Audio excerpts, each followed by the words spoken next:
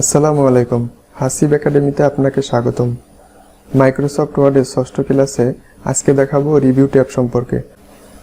ভিডিওটি শুরু করার আগে অনুরোধ করব, আপনি যদি আমার চ্যানেলটি সাবস্ক্রাইব করে না থাকেন অবশ্যই সাবস্ক্রাইব করবেন, আর সাবস্ক্রাইব করলে থ্যাংক ইউ সো মাচ। তো চলুন শুরু করা যাক।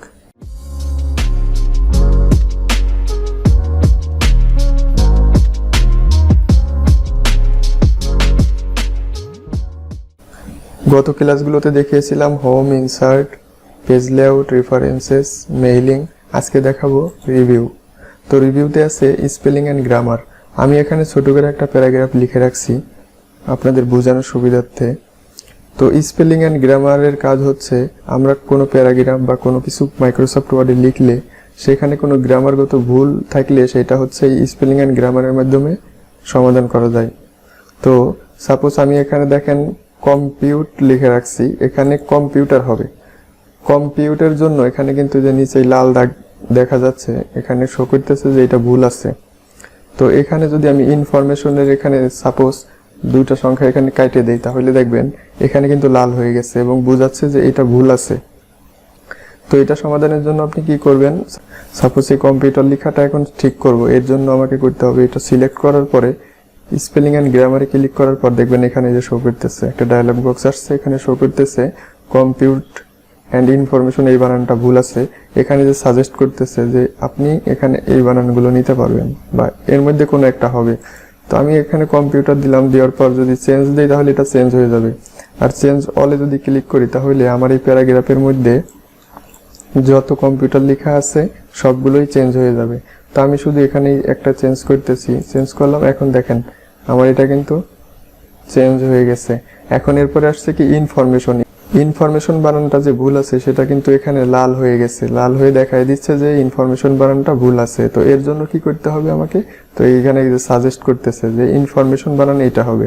তো আমি এখন ইনফরমেশনে ক্লিক করার পরে যদি চেঞ্জ ক্লিক করি তাহলে কিন্তু এটা চেঞ্জ হয়ে যাবে, এবং চেঞ্জ অল যদি ক্লিক করি আমার এই প্যারাগ্রাফের মধ্যে যত ইনফরমেশন লেখা আছে সবগুলোই চেঞ্জ হয়ে যাবে। তো আমি এখন চেঞ্জে ক্লিক করলাম, করার পর দেখেন আমার এটা চেঞ্জ হয়ে গেছে। দেখেন এখন কিন্তু আর কোনো ভুল নাই। সাপোজ আমি এখন যদি এই টেকনোলজি লেখার এখানে যদি কয়েকটা সংখ্যা কাইটে দেই তাহলে দেখবেন এখানে কিন্তু এই যে ভুল দেখাচ্ছে যে টেকনোলজি এটা ভুল আছে, লাল দেখা যাচ্ছে নিচেই।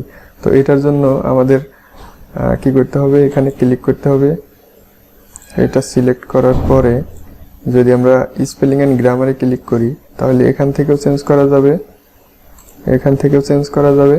আবার এখানে মাউসের রাইট বাটন ক্লিক করার পরে দেখবেন এখানে শো করবে, এখান থেকেও ঠিক করা যাবে। আচ্ছা, এরপর আছে কি রিসার্চ।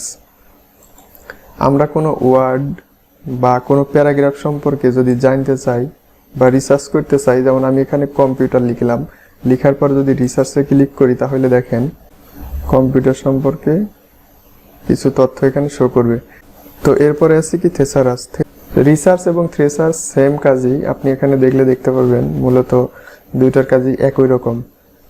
এরপরে আছে ওয়ার্ড কাউন্ট। আমাদের এই প্যারাগ্রাফ বা লেখার মধ্যে কয়টা ওয়ার্ড আছে, কয়টা লাইন আছে সবকিছু এখানে দেখাই দিবে। তো সাপোজ আমি যদি এই প্যারাগ্রাফটা সিলেক্ট করি, করার পর যদি ওয়ার্ড কাউন্টে ক্লিক করি তাহলে এখানে দেখবেন পেজ আছে কয়টা দেখাচ্ছে, ওয়ার্ড আছে কয়টা দেখাচ্ছে, চার্টার আছে কয়টা দেখাচ্ছে, প্যারাগ্রাফ লাইন আছে কয়টা, লাইন আছে কয়টা, সব কিছু এখানে দেখাবে। এই হচ্ছে ওয়ার্ড কাউন্টের কাজ। এরপর আছে কি ট্রান্সলেট। সাপোজ আমি এই প্যারাগ্রাফটা এখানে লিখছি, লিখার পরে যদি এটা ট্রান্সলেট করি, এখানে লেখা আছে ইংলিশ, আমি যদি এটা বাংলাতে ট্রান্সলেট করি অথবা অন্য কোনো ভাষায় ট্রান্সলেট করি তাহলে এই লেখা সিলেক্ট করার পরে ট্রান্সলেটে ক্লিক করার পর ট্রান্সলেট ডকুমেন্টস এখানে ক্লিক করার পরে যদি আমরা সেন্ডে ক্লিক করি তাহলে হয় আমাদের ডিফল্ট ব্রাউজার যেটা আছে ওইটাতে নিয়ে যাবে এবং ট্রান্সলেট করে দেখাই দিবে। দেখেন এখানে ট্রান্সলেট করে দেখাই দিচ্ছে, ট্রান্সলেট হচ্ছে। এই হচ্ছে ট্রান্সলেটের কাজ। এরপরে আছে ল্যাঙ্গুয়েজ। একটা সিলেক্ট করলাম, সিলেক্ট করার পরে যদি আমরা ল্যাঙ্গুয়েজে ক্লিক করি তাহলে সেট প্রুফিং ল্যাঙ্গুয়েজ, এটা হচ্ছে প্রুফিং ল্যাঙ্গুয়েজ সেট করতে পারবেন। এখানে ক্লিক করার পরে এখানে বিভিন্ন ল্যাঙ্গুয়েজ আছে। সাপোজ এখানে আপনি অন্য কোনো ভাষায় যদি চান যে এখানে দিবেন, আরবিক আছে, অন্য ভাষা আছে, তো এই ভাষা আপনি সিলেক্ট করতে পারেন। এরপরে আছে কমেন্টস। তো সাপোজ আমরা এই প্যারাগ্রাফের মধ্যে যদি কোনো কমেন্টস দেই, আমরা যেমন এখানে হাসিব একাডেমি আছে, এখানে একটা কমেন্টস দিব, মাউসের কার্সর রাখার পরে নিউ কমেন্টসে ক্লিক করব, তারপর দেখবেন এখানে চলে আসছে কমেন্টসের অপশন। তো এখানে একটা কমেন্টস লিখে দিলাম হাসিব একাডেমি কম্পিউটার ট্রেনিং, এখানে একটা কমেন্টস হয়ে গেছে। এরপরে যদি আমরা এখানে আবার কম্পিউটারের এখানে যদি একটা কমেন্টস দেই, কম্পিউটারের এখানে কার্সর রাখার পরে নিউ কমেন্টসে ক্লিক করলে এখানে একটা কমেন্টস হয়ে যাবে। তো এইভাবে আপনি কমেন্টস দিতে পারবেন। এরপরে আছে ডিলেট, এই কমেন্টসগুলো এখান থেকে আপনি ডিলেট করতে পারবেন। ডিলেটে ক্লিক করলে ডিলেট হয়ে যাবে, প্রিভিয়াসে ক্লিক করলে প্রিভিয়াস কমেন্টসে নিয়ে যাবে, নেক্সট করলে নেক্সট কমেন্টসে নিয়ে যাবে।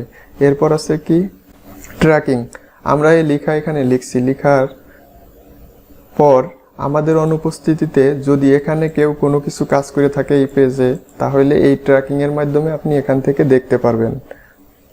এরপরে আছে কি অ্যাকসেপ্ট, অর্থাৎ আমরা এই কমেন্টস করছি, এই কমেন্টসটা এখানে অ্যাকসেপ্ট করতে পারবো, রিজেক্ট করতে পারবো, প্রিভিয়াস এবং নেক্সট করতে পারবো। তো আমরা এখানে যদি কমেন্টসে ক্লিক করি, রিজেক্ট করার পর এটা রিজেক্ট হয়ে যাবে। তো এরপরে আছে কি কম্পেয়ার, কম্পেয়ার হচ্ছে আমরা এখানে একটা ফাইল লিখছি, সাপোজ আমরা এই ফাইলটা লিখছি, এখন অন্য একটা ফাইলের সাথে এই ফাইলে যদি কম্পেয়ার করি তাহলে এইটার মাধ্যমে করতে হবে। যেমন অরিজিনাল ফাইল এখানে, কম্পেয়ার যেই ফাইলটা করবেন রিভাইজ ডকুমেন্টস এখানে ক্লিক করে এখান থেকে যে কোনো একটা ফাইল আপনি এখানে ওপেন করবেন, এটার সাথে যেই ফাইলের সাথে যেটা কম্পেয়ার করতে চান, করার পর এখানে ওকে ক্লিক করবেন, তাহলে হয়ে যাবে। এরপরে আছে কি রিস্ট্রাক্ট এডিটিং, রিস্ট্রাক্ট এডিটিং হচ্ছে একটা পেজে অনেক কিছু লেখালেখি করছি, তো লেখার পরে এটা আমরা আরেকজনকে পাঠাবো, তো পাঠানোর পর যদি আমরা এখানে রিস্ট্রাক্ট করে দেই তাহলে সে কিন্তু আমাদের এই লেখাগুলো আর আমাদের এই পেজে সে কিন্তু আর কিছু লিখতে পারবে না। অর্থাৎ যেমন আমরা এই পেজে এখন রিস্ট্রাক্ট করব, রিস্ট্রাক্ট এডিটিংয়ে ক্লিক করার পরে এখানে লিমিট ফরম্যাটে ক্লিক করার পর ইএস স্টার্টিং দেওয়ার পর এখানে আপনার পাসওয়ার্ড সেট করে দিবেন। যেমন আমি এখানে একটা পাসওয়ার্ড দিচ্ছি, পাসওয়ার্ড দেওয়ার পরে ওকে ক্লিক করলেই কিন্তু এটা রিস্ট্রাক্ট হয়ে গেছে। এরপরে এই পেজে আপনি কোনো কিছু লিখতে পারবেন না। এখন এই প্রোটেকশনটা যদি অফ করতে চান তাহলে এখানে যে নিচে লেখা আছে স্টপ প্রোটেকশন, স্টপ প্রোটেকশনে ক্লিক করার পর আবার পাসওয়ার্ড দিবেন, দেওয়ার পরে এখন কিন্তু পেজটা আবার ওপেন হয়ে যাবে, এখন এখানে আবার লেখালেখি করতে পারবেন। তো এই ছিল আজকের ভিডিওতে রিভিউ ট্যাব সম্পর্কে বিস্তারিত। ভিডিওটি কেমন লাগলো অবশ্যই কমেন্টস করে জানাবেন, আর ভিডিওতে অবশ্যই লাইক করবেন, শেয়ার করবেন। তো শেষ পর্যন্ত সাথে থাকার জন্য অনেক ধন্যবাদ, ভালো থাকবেন, আল্লাহ হাফেজ।